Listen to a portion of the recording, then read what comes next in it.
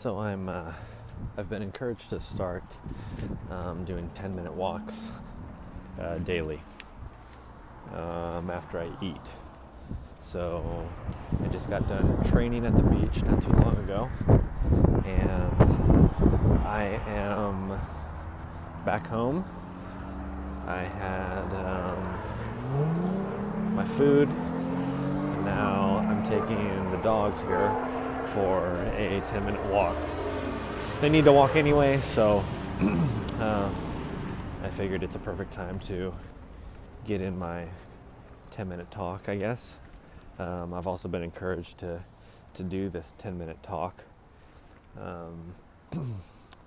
Dogs are sniffing around here. I'm trying to do what's called the vertical diet by Stan Efferding.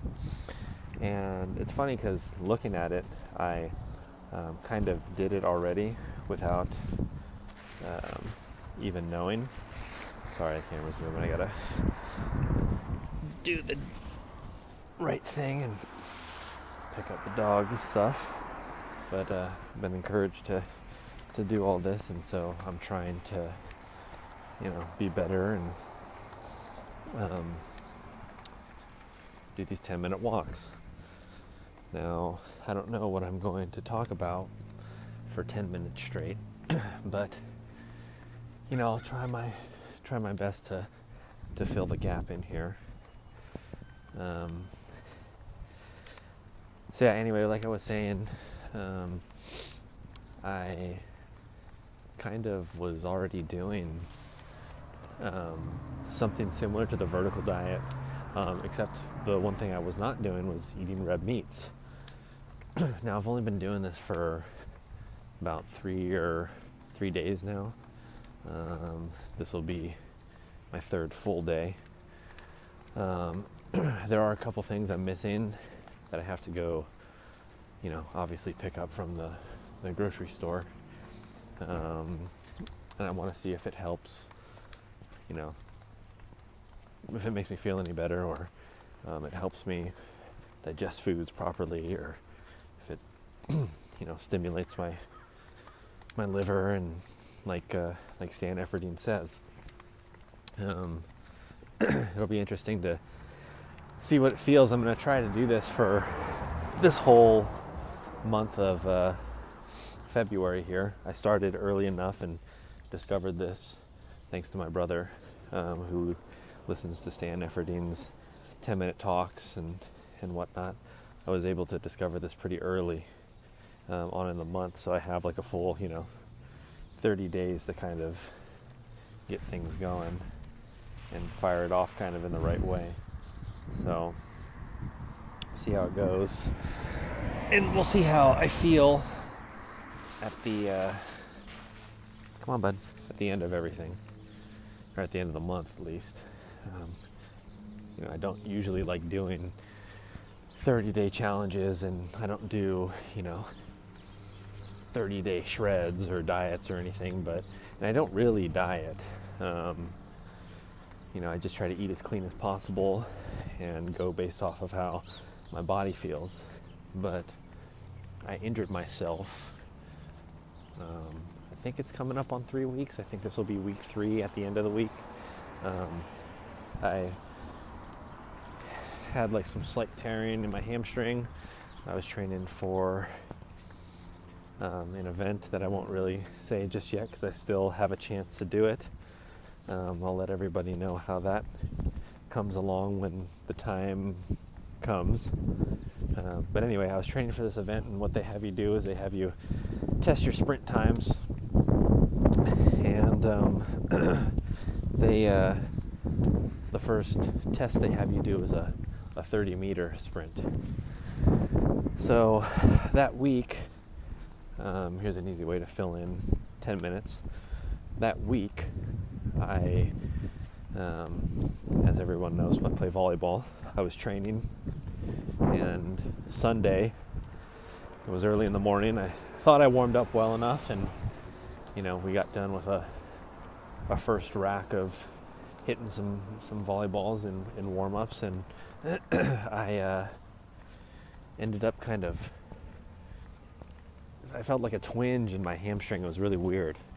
Now, I had injured the same hamstring before in a tournament, doing, funny enough, the same exact thing that I basically did recently. So I kind of like hamstring curled and kicked a ball with my heel, and it kind of triggered that twinge, which was really odd. Really hurt, and I ended up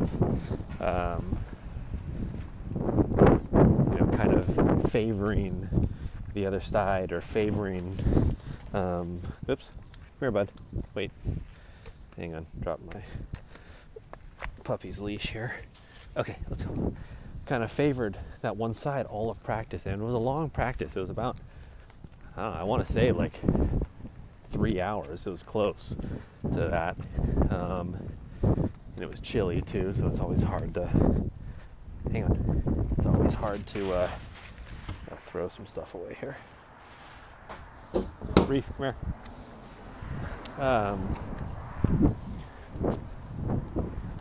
Sorry about that. It was always hard to,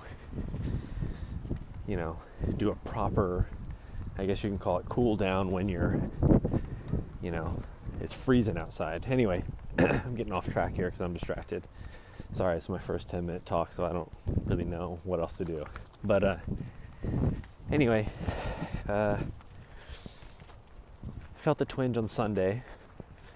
Went to the gym and did my normal training, which I had been intensifying week after week and following a specific program, because I'm training for something special that I'll announce when the time comes, on top of training for my first kind of preseason volleyball tournament. So Monday rolls around, twinging a little bit, kind of hurts, and like a dummy I ignored it, right? No rehabilitation, no taking it easy, just balls to the wall, 100%, 110% efforts in everything, right? Not managing my efforts in my lifts in the gym or anything like that, and still having this nagging injury. So Wednesday rolls around, and we were going to consider that the last hard practice before our tournament on Saturday, that coming Saturday. It wasn't hurting me that day. I took the time to warm up properly and really get loose and limber before I trained that day. We trained for about 2.5 hours. And it was tired. My leg was definitely tired. My hamstring was tired. It was feeling the effects, basically, of whatever I had done on Sunday to hurt it initially, right? So, with that being said, I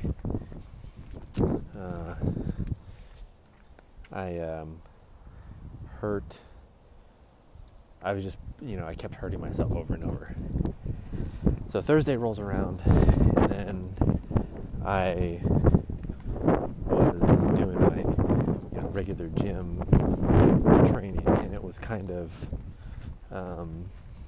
it was really irritating me there, to the point where it started nagging my lower back, which stems from just tight hamstrings, not taking care of myself properly. And it was that lifting session. I remember I wasn't able to go as hard. I wasn't able to do my sprint work as hard as normal. I wasn't able to do my sprint work. So what I did was half-assed. I did a half-assed workout, basically. So that was Thursday. I'm sorry, that was Wednesday. And then Thursday, I went to the track. And I was going to say, hey, Thursday's a good day to do my sprints because it gives me enough time to take a full day off on Friday. But still, I can't taper off too early.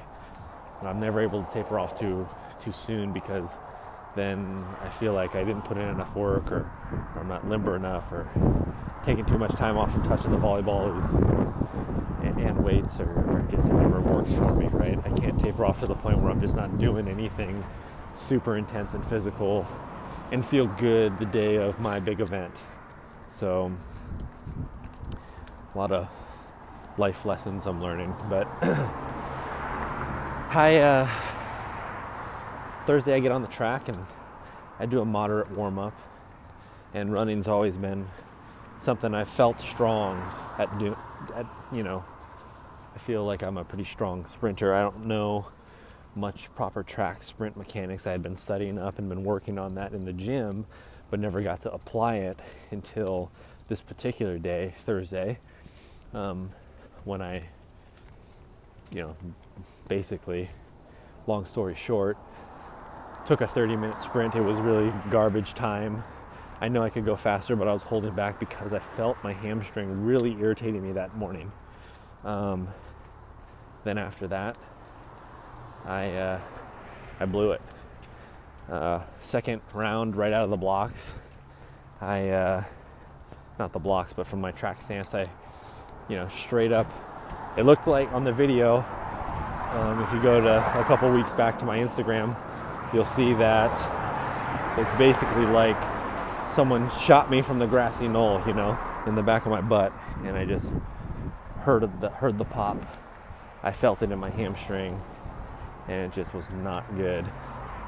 Ever since then I've been rehabilitating this, and then discovered, the vertical diet and everything that went along with it, which is the maintenance and recovery, and then squatting, a really good squatting technique that I hadn't been doing. I've been doing the traditional way, obviously, the way that most people are taught, and that's big chest up, and it's just a straight up and down motion. But now with the strongest bodybuilder in the world, kind of teaching everyone how to do it properly to maximize your potential, and muscle groups that you recruit to do it. I know my numbers are going to go up. I feel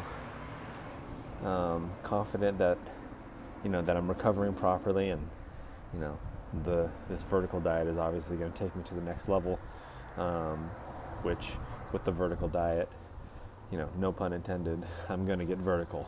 So anyway, that's my time. Did my 10-minute walk with my dogs. They're happy. I'm happy. I do feel better after eating that red meat. I had flank steak. I had one of Stan Efferding's meals in a minute. I had the flank steak, lavash tortilla,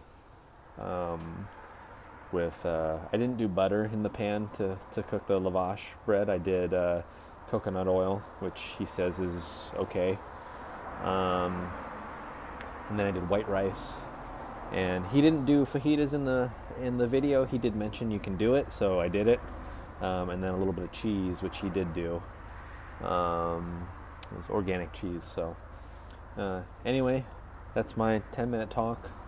I hope it was somewhat exciting, I guess. I don't know. I hope it entertained everyone, and I guess I'll be doing more of these. So see you guys next time. Aloha.